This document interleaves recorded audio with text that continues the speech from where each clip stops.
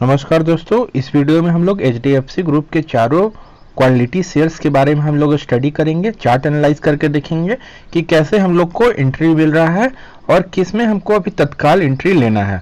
और फिर हम लोग सबसे पहले बात करते हैं HDFC बैंक का अभी क्वार्टरली रिजल्ट आया था, Q2 का रिजल्ट आया है। उसमें प्रॉफिट बैंक का ग्रो किया है लगभग 17.6% के करीब और लगभग बैंक ने 8,834 करोड़ का प्रॉफिट दर्ज किया है। और वहीं नेट इंटरेस्ट इनकम की बात किया जाए उसमें भी 12% का इंक्रीज देखा गया है लास्ट फिजिकल ईयर के तुलना में। तो HDFC बैंक एक कंसिस्टेंट कंपाउंडर रहा है, बहुत ही क्वालिटी शेयर है, निफ्टी का सेकंड नंबर का शेयर और बैंकिंग सेक्टर का सबसे largest banking share private bank में तो है ही, और ओवरऑल बैंक में भी सबसे ज्यादा मार्केट कैपिटलाइजेशन HDFC बैंक का ही है। तो चलते हैं हम लोग चार्ट पे और देखते हैं कि हम लोग को कैसे एंट्री मिल रहा है। तो दोस्तों हम लोग आ चुके हैं चिरोधा के अपने चार्टिंग प्लेटफॉर्म पे और हम लोग HDFC बैंक का चार्ट को एनालाइज करके देखते हैं। तो हम लोग बेसिकली 3 इंडिकेटर्स का प्रयोग करते हैं अपने एंट्री लेने या एग्जिट करने के लिए, प्रॉफिट बुक करने के लिए। तो हम लोग का फर्स्ट इंडिकेटर है 20 का मूविंग एवरेज, जो कि आपको ब्लू लाइन शो कर रहा होगा। दूसरा इंडिकेटर है 200 डेज का मूविंग एवरेज, जो कि आपको पिंक लाइन शो कर रहा होगा। और तीसरा इंडिकेटर हम लोग लगाते हैं pivot lines. Pivot lines basically support या रेजिस्टेंस बताता है। अगर प्राइस अपवर्ड मूव करेगा तो प्राइस को रेजिस्टेंस देगा, अगर प्राइस डाउनवर्ड मूव करता है तो प्राइस को सपोर्ट देता है पिवट लाइन से। इतना तक क्लियर है। और तीनों इंडिकेटर्स हम लोग स्टडी सेक्शन में जाके लगा सकते हैं।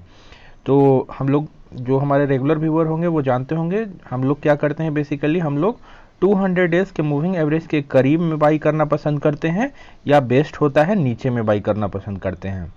लेकिन अभी बुल रन चल रहा था, बहुत सी कम स्टॉक्स आपको 200 डेज के प्राइस के नीचे मिलेंगे पिछले साल की तुलना में। जैसे कोविड का समय था तो प्राइस 200 डेज के मूविंग एवरेज के बहुत ज़्यादा नीचे चल रहा था और जो बाई किए होंगे वो बड़ा अप मूव कैप्चर किए होंगे। लेकिन अभी प्राइस हम लोग 200 डेज के मूविंग एवरेज की बात किया जाए अभी फिलहाल, तो यहाँ से प्राइस यहाँ से 200 डेज के मूविंग एवरेज करीब आता है और यहाँ से फिर एक अप मूव शो करता है HDFC बैंक। लेकिन अभी प्राइस अभी बहुत ज़्यादा दूर नहीं जा चुका है दोस्तों, फिलहाल अभी इस रेजिस्टेंस के पास है। तो अभी हम लोग तुरंत तो एंट्री इसमें नहीं कर सकते हैं, क्योंकि देखिएगा 200 डेज का मूविंग एवरेज यहाँ है, 20 का यहाँ है और प्राइस यहाँ है।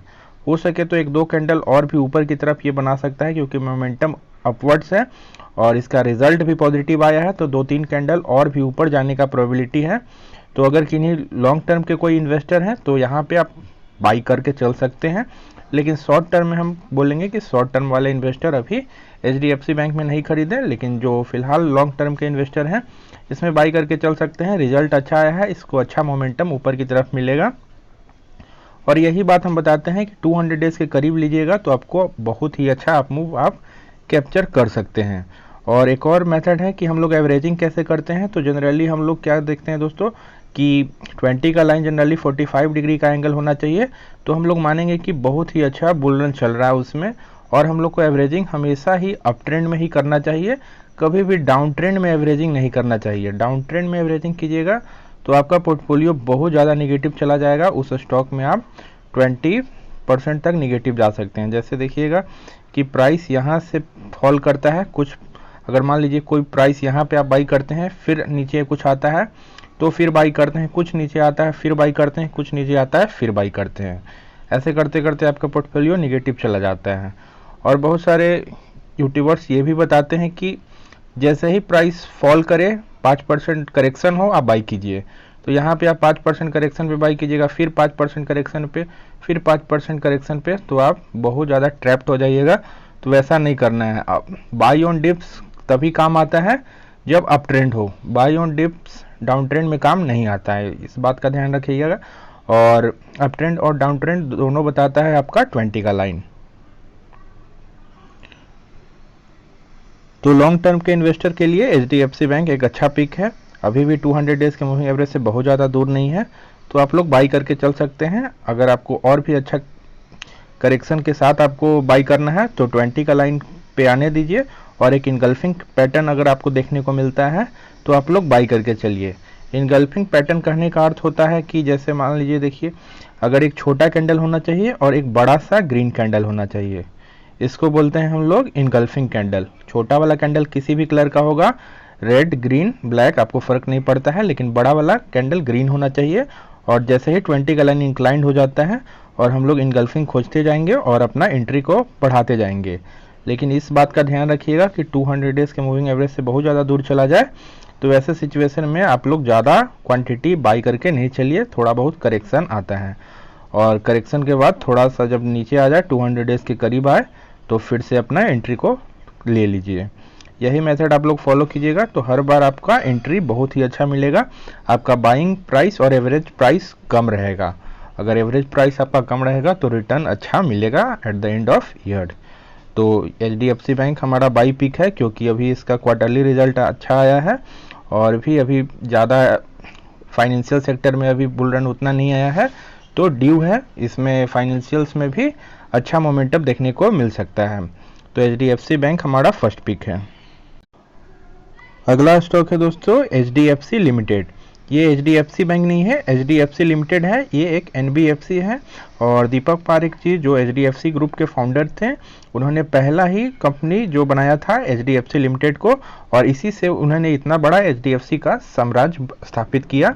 और HDFC लिमिटेड के बारे में बात करें तो ये एक रियल एस्टेट बिजनेस को लोन देता है, होम लोन प्रोवाइड करता है सैलरीड पर्सन को भी, और कॉरपोरेट जो रियल एस्टेट सेक्टर है उसको भी लोन देता है।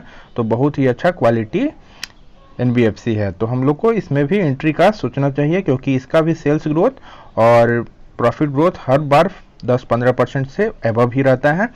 तो एक कंसिस्टेंट कंपाउंडर ये भी है। कुछ समय से अच्छा परफॉर्म नहीं कर रहा है लेकिन स्टॉक बहुत ही अच्छा है। तो फिलहाल HDFC में भी हम लोग को एंट्री दिख रहा है। हम लोग यहाँ पर भी बाई कर सकते थे। देखिए 200 डेज़ का मूविंग एवरेज का कितना ज़्यादा पावर होता है। 200 डेज़ के पास आता है, बायर्स एक्टिव हो जाते हैं और प्राइस फिर से यहाँ से टर्न ले लेता है। तो 200 डेज़ के मूविंग एवरेज के पास अगर आपको सपोर्ट मिलते हुए दिखता है तो आप लोग बाई करिएगा, तो आप लोग को बहुत ही अच्छा एंट्री मिलेगा और आपका बाइंग प्राइस ऑलवेज हमेशा ही कम रहेगा। HDFC लिमिटेड में अभी थोड़ा सा वेट आप कर सकते हैं क्योंकि प्राइस 200 डेज़ के मूविंग एवरेज से ज़्यादा दूर नहीं है लेकिन हल्का फुल्का दूर है। तो लेकिन एक मेन यहाँ रीज़न इसलिए है थोड़ा वेट करने का कि यहाँ पे एक रेजिस्टेंस हम लोग को दिख रहा है। रेजिस्टेंस बोलते हैं प्राइस वहाँ से टर्न ले लेता है। तो हम लोग को यहाँ पर 2 बार रेजिस्टेंस मिला है। अगर प्राइस तीसरा बार इसको अगर ब्रेकआउट देता है, इससे अगर प्राइस ऊपर चला जाता है तो प्राइस और भी ऊपर जाने का प्रोबेबिलिटी है। तो अगर लॉन्ग टर्म के इन्वेस्टर हैं तो थोड़ा सा अगर यहाँ पर एंट्री ले सकते हैं। देखिए हम लोग को इनगल्फिंग भी एक देखने को मिल गया है। तो लॉन्ग टर्म के इन्वेस्टर तो बाई करके चल सकते हैं, लेकिन अगर आप शॉर्ट टर्म के इन्वेस्टर हैं तो आप वेट कर सकते हैं इस रेजिस्टेंस को टूटने का। अगर रेजिस्टेंस ब्रेक होता है तो प्राइस अपवर्ड बहुत ही अच्छा से मूव करेगा। तो HDFC ग्रुप का दूसरा शेयर HDFC लिमिटेड में भी हम लोग को एंट्री मिल सकता है। तो अब नेक्स्ट हम लोग देखते हैं HDFC AMC के बारे में। तो हम लोग देखेंगे दोस्तों HDFC AMC। इसमें भी हम लोग गौर करेंगे तो प्राइस 200 डेज़ का लाइन ये था और प्राइस यहाँ पे चल रहा है। एक प्राइस ने वर्टिकल फॉल किया था क्योंकि इसके जो इन्वेस्टर एक थे स्टैंडर्ड लाइफ ने इसमें कुछ स्टेक कम किया, उसके कारण इसका प्राइस कम हो गया है और प्राइस डायरेक्टली फॉल कर चुका है और हम लोग को 200 डेज़ के जस्ट बगल में मिल रहा है। तो लॉन्ग टर्म के इन्वेस्टर यहाँ पे बाई करके चल सकते हैं, कोई डरने वाला बात नहीं है। अगर प्राइस नीचे भी आ जाता है तो 1-2 पिवट तक आप वेट कीजिए और ऐसा क्वालिटी शेयर डेट फ्री, बिल्कुल डेट फ्री शेयर है और सेकंड नंबर का म्यूचुअल फंड का इसका AUM है और बहुत ही अच्छा ग्रोथ इसमें हम लोग को देखने को मिल सकता है क्योंकि mutual fund segment emerging sector है, बहुत ही अंडर पेनिट्रेशन है देश में। तो हम लोग HDFC AMC में तत्काल हम लोग को बाई करने का अपॉर्चुनिटी है, तो हम लोग बाई करके चल सकते हैं HDFC AMC। नेक्स्ट हम लोग देखेंगे दोस्तों HDFC लाइफ। अगला स्टॉक है दोस्तों HDFC लाइफ। जैसे हम लोग बात करते हैं 200 डेज़ के मूविंग एवरेज के करीब हम लोग लेना पसंद करते हैं, तो 200 डेज़ के मूविंग एवरेज के पास आ चुका है, लेकिन मोमेंटम हम देख रहे हैं मोमेंटम इसमें डाउन ट्रेंड का है। तो कभी भी ये तो हम बताए ही हैं कि अगर मोमेंटम डाउन ट्रेंड का हो, अगर 20 का लाइन हम लोग को डाउनवर्ड इंक्लाइंड हो तो हम लोग को एवरेजिंग डाउन ट्रेंड में नहीं करना है। बहुत सारे मित्र यही गलती कर रहे होंगे, डाउन ट्रेंड में बाई करते जा रहे होंगे और इस स्टॉक में उनका एवरेजिंग बहुत ही निगेटिव हो जाएगा। अगर बहुत ज़्यादा लॉन्ग टर्म के इन्वेस्टर हैं तो कोई दिक्कत नहीं है, किसी भी प्राइस पे रैंडमली खरीदते रहिए। अगर आपका विजन 10-15 साल 20 साल है तो कोई दिक्कत नहीं है, लेकिन आपको रिटर्न इन्हांस करना है। आपको 15 नहीं, 20 नहीं, 25% तक, 30% तक रिटर्न लेना है तो आपको टेक्निकल एनालिसिस आना चाहिए। तो बात करें यहाँ पे, अगर 200 डेज के मूविंग एवरेज के करीब आया था और फिर से देखते हैं यहाँ इस पिवट से टकराता है, इसको ब्रेक नहीं कर पाता है। तो इस पिवट को ब्रेक नहीं कर पाया दोस्तों और प्राइस नीचे आ गया। तो फिलहाल हम लोग को इस पे एंट्री तुरंत नहीं लेना है, क्योंकि मोमेंटम डाउन ट्रेंड का है, प्राइस और भी नीचे आ सकता है। तो हम लोग वेट करेंगे। अगर यहाँ पे प्राइस कंसोलिडेट करता है, हम लोग को पिन बार कैंडल जो हैमर होता है वैसा कैंडल 2-3 हम लोग को देखने को मिलता है और एक बड़ा सा ऊपर से ग्रीन कैंडल फिर से बनता है, तो वैसे सिचुएशन में अपना क्वांटिटी को इंक्रीज कीजिए। और ज़्यादा अभी फिलहाल इसमें तुरंत एंट्री नहीं लेना है, क्योंकि मोमेंटम है डाउन ट्रेंड का। हम लोग नहीं जानते हैं कि 200 डेज से सपोर्ट लेके ऊपर जाएगा कि ब्रेक करके नीचे आएगा, इसलिए थोड़ा सा इसमें वेट कीजिए। फिलहाल इसमें कोई एंट्री नहीं है, लेकिन एंट्री इसमें बनेगा। इसमें वॉच लिस्ट में आप लोग रखिए। क्वालिटी शेयर है HDFC लाइफ इंश्योरेंस कंपनीज का। अब हम लोग जानते हैं LIC का मार्केट कैप जो शेयर है वो कम होने वाला है और प्राइवेट प्लेयर्स इसका फ़ायदा उठाएंगे, HDFC लाइफ और SBI लाइफ ऐसे कंपनीज। और एक और इम्पॉर्टेंट कॉन्सेप्ट यहाँ पर आपको टेक्निकल एनालिसिस का बताते हैं दोस्तों कि क्यों यहाँ पे प्राइस को ये रेजिस्टेंस को तोड़ नहीं पाया। तो ये देखिएगा कि हम हमेशा बताते हैं कि मोमेंटम तभी बहुत ज़्यादा होता है अच्छा जब एंगल 45 डिग्री का होता है, लेकिन यहाँ पे हम लोग क्या देखेंगे कि प्राइस यहाँ से शूट करता है, डायरेक्ट वर्टिकल एकदम जंप कर देता है। तो यही रीज़न था कि 60-70 डिग्री का ये इसका प्राइस का एंगल था, इस कारण से प्राइस ज़्यादा सस्टेन नहीं करता है और प्राइस फॉल कर जाता है। और कभी भी रेजिस्टेंस बहुत बड़ा कैंडल से अगर ब्रेक होता है तो मैक्सिमम प्रोबेबिलिटी होता है कि बड़ा कैंडल से जब रेजिस्टेंस को ब्रेक किया जाए, पिवट लाइन या कहीं रेजिस्टेंस भी होगा तो वैसा रेजिस्टेंस टूटता नहीं है और प्राइस वैसे सिचुएशन से नीचे आ जाता है। तो होप अगर टेक्निकल एनालिसिस आपको सीखना है तो आप हमारे प्लेलिस्ट के और भी वीडियोस देख सकते हैं, आप लोग को बहुत ही फ़ायदा होगा। और 200 डेज के करीब लीजिएगा और दूर में कुछ प्रॉफिट भी बुक कर सकते हैं। अगर स्टेक कम करना है तो कर सकते हैं और फिर नीचे आएगा तो खरीद सकते हैं। हमेशा मौका मिलता है, ऐसा बहुत ही गलत राय दिया जाता है कि प्राइस ऊपर चला जाएगा तो फिर नीचे नहीं आता है। हमेशा मौका मिलता है। आपके सामने चार्ट है, आप जाके देख सकते हैं। हमेशा हम लोग को 200 डेज के प्राइस के नीचे या करीब में मिलते रहता है।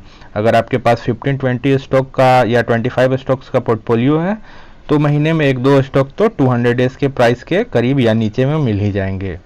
तो होप आप लोग को वीडियो अच्छा लगा होगा दोस्तों। अगर वीडियो अच्छा लगा होगा तो लाइक कीजिएगा, चैनल को सब्सक्राइब कीजिए और अपने दोस्तों में शेयर कीजिए। चलिए, थैंक